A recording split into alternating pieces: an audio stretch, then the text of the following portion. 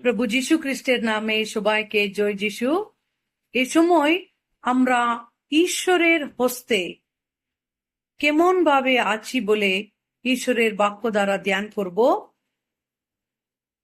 জিরোমীয় 18 অধ্যায় 6 পদের শেষ ভাগে আমরা যদি দেখি, এইভাবে লিখিত আছে, দেখো যেমন কুম্ভকারের হস্তে মৃত্তিকা, তেমনি আমার হস্তে তোমরা। যেমন কুম্ভকারের হস্তে মৃত্তিকা, আমার হস্তে তোমরা তেমনি আছো বলে ঈশ্বরের বাক্য আমাদেরকে বোঝাচ্ছে। ঈশ্বর আমাদেরকে তাহার হস্তে মৃত্তিকার ন্যায় রেখেছেন, যেন আমাদের দ্বারা তিনি সুন্দর পাত্র নির্মাণ করে আমরা যেন তাহার হস্তে প্রয়োজনীয় পাত্র হয়ে নির্মিত হয়।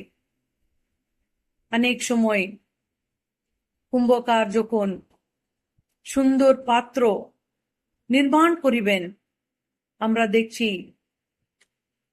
নষ্ট হয়ে যায়, কিন্তু কুম্ভকার সেই মাটিকে ফেলে দিবেন না, আবার সেই মাটি দ্বারাই সুন্দর পাত্র নির্মাণ করিবেন, যেন অনেক লোকের বাড়িতে সে পাত্র ব্যবহৃত হয়। সেইভাবেই ঈশ্বর আমাদেরকে সুন্দর পাত্র নির্মাণ করতে ইচ্ছা করছেন। যখন তিনি আমাদেরকে সুন্দর ভাবে নির্মাণ করিবেন, যখন তিনি গড়বেন আমাদেরকে, অনেক দুঃখ কষ্ট ব্যথা আমাদের জীবনে আমাদেরকে সহ্য করতে হবে।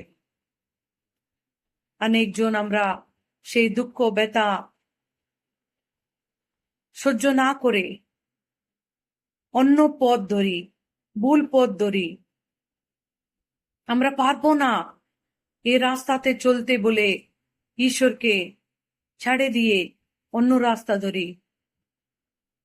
সেই সময়ও ঈশ্বর আমাদেরকে ছাড়িবেন না, তিনি আমাদেরকে ফিরে আনবেন, আবার তিনি আমাদেরকে গড়ে তুলবেন। তাহার উদ্দেশ্য আমাদের দ্বারা যেন পূর্ণ হয়। সেই ভালো ঈশ্বর আমাদের ঈশ্বর। তাই জন্য আমরা কখনো দ্বিধাবোধ করব না, কখনো দুঃখিত হব না ঈশ্বরের হস্তে নিজের জীবনকে সমর্পণ করতে। কেননা আমরা যখন ঈশ্বরের হস্তে আছি, আমরা সুরক্ষিতভাবে আছি। তিনি আমাদেরকে রক্ষা করিবেন, তিনি আমাদেরকে সাহায্য করিবেন। কখনো তিনি আমাদের জীবনে ভুল করতে পারবেন না। আমাদের বিষয়ে তাহার সংকল্প সকল ভালোই।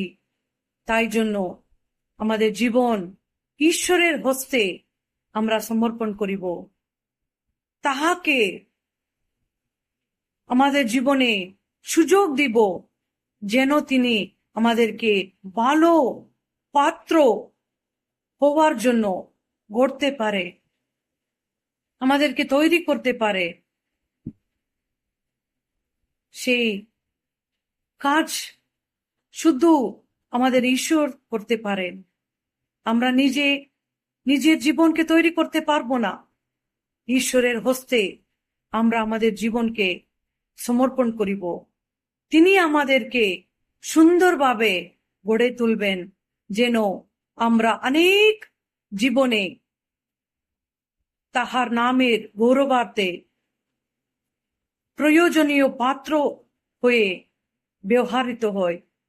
ঈশ্বর এইভাবে আমাদের জীবনকে তাহার হস্তে সমর্পণ করতে, তাহার উদ্দেশ্য আমাদের দ্বারা পূর্ণ হতে